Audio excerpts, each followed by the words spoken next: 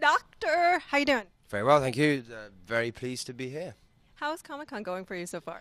Well, this is my very first Comic-Con interview, so it's starting now. I have no idea. I got here last night, I went to bed.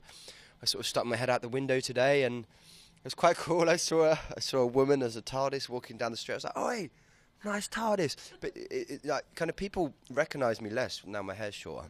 Yes. It has been a big topic of conversation, the hair. Oh, really?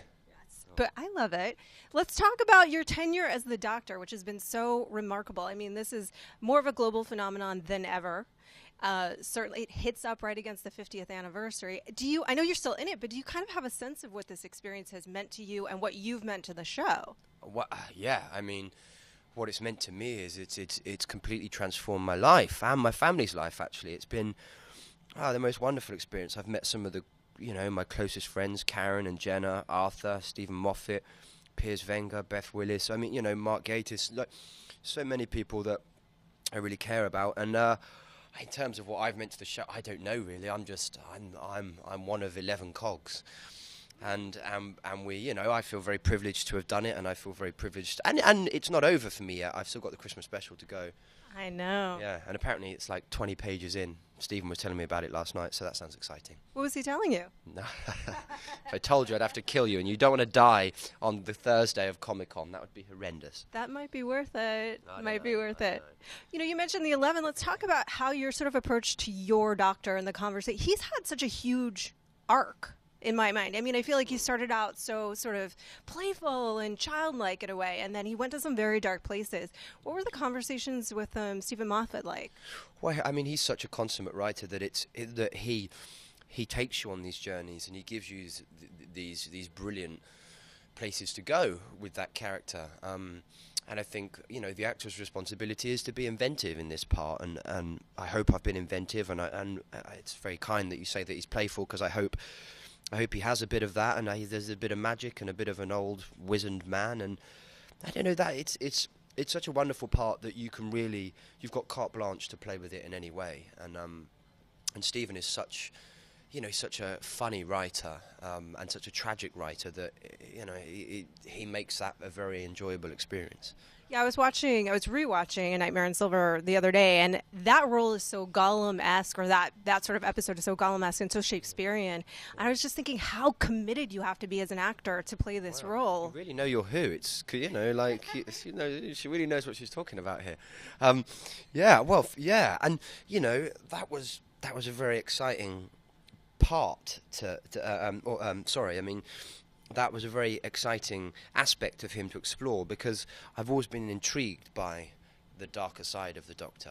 Because if you look at the history of the man, there's so much blood on his hands, so much. And at some point, and I think that's why he's funny and affable, because if he wasn't, he'd just go, oh, I can't do it. There's too much pain and too much anguish and too much death and losing people. I think of all the companions that he's just have slipped. And I think, there's a man in pain there somewhere. There really is. There's also, I mean, he's done so much saving as well. Yeah, true, very true. And you can't take that away from him. And that must give him a bit of a spring in his step as well. So, yeah, I've loved playing him. He's the most incredible character. Let's talk about the John Hurt non-Doctor, Dark Doctor. Speaking of the Dark Doctor, First of all, what was that experience like shooting the 50th with him? With Johnny, oh wow! I mean, a lesson, an education, and a privilege. He is an incredible actor, a brilliant man. He doesn't have to do anything. I'm there climbing the walls. Me and Dave would be like running around doing loads of stuff, and John just have to sort of flick his eyes, and he'll tell you everything. So it was fantastic. Do you know if his role, which may be like 8.5, we're hearing, Doctor 8.5, kind of will change the mythology of the show at all? Well, I couldn't possibly speculate as to what it will do to the show, but what I can tell you is you're in for some serious revelations. What were the conversations with you and David Tennant like? I mean, your doctors kind of get along quite well, right? Yeah, I love David and I love his Doctor. I mean, we're pals, and we had a great time making it. He's, again, a brilliant actor, great bloke. And I think we were just like, oh, my God, it's you. Oh, my God, it's you. And it was just sort of like, I don't know. It was you'll have to wait and see. So So you're supposed to shoot the Christmas special, which is the last time we'll see you. Yeah. Sniff. I know. Sniff for all of us. Well, That's after. Is that completion with Ryan Gosling's movie, or is that done? yeah, I've shot that movie, and that was really exciting, and so I've got no hair. I had a great time, and Ryan's, clever and brilliant and sort of everything you'd want him to be. Yeah, and I'm really excited as to what that will be like, because I really believe in that film. And then I go back in September and shoot the final hour. And you've seen some pages, it sounds like. Well, no, I haven't read any. I've just heard about them from Stephen last night. What can you tell us about the character that you're playing in Ryan Gosling's movie? I play a guy called Bully, who is just a complete lunatic, really. He sort of has a magic about him, and I really, I don't know. It was a character I really fell in love with as soon as I read it, and it was a film I really fell in love with because it operates on a sort of level of film that I'm really intrigued with. You're wearing Lynch earrings, I think. I am. I think you'll like How to Catch a Monster. It's of that world, Sweet. That Yeah. sounds amazing, Yeah, actually. yeah, it's Are cool. those kind of the roles that you're looking for now that you're making your exit? I don't know, really. I just sort of look to do quality work, and I read that script, and I've always been a big fan of Ryan's work, and so that was hugely intriguing to me. But I'd quite like to do a play in New York. That would be fun. Or, there's lots of people I'd love to work with. There's lots of directors I'd love to work with, and actors I'd love to work with. So, but I go back to auditioning and trying to get a job. Someone employ me. Employ this man. We want to see more. Well, we do have a couple of fan questions that I'll Okay. just ask you. What is your central takeaway from your interactions with a devoted fandom? My central takeaway. Central takeaway. What is a central takeaway? I guess- the thing you take away most. Yeah. Oh wow, enthusiasm and support, and just the people that dress up and scream. I don't know, really. I love Doctor Who fans. I'm sort of, and I don't want to over-egg the pudding on it, but yeah, they've been cool. They've been good to me, man. So they'll always have a particular place, and because the show will, and like even now you see, like she was dressed in a whole box. If you're watching this, I was looking down at the window and you looked up, and she couldn't talk, so I just heard this, "I'll see you on Sunday."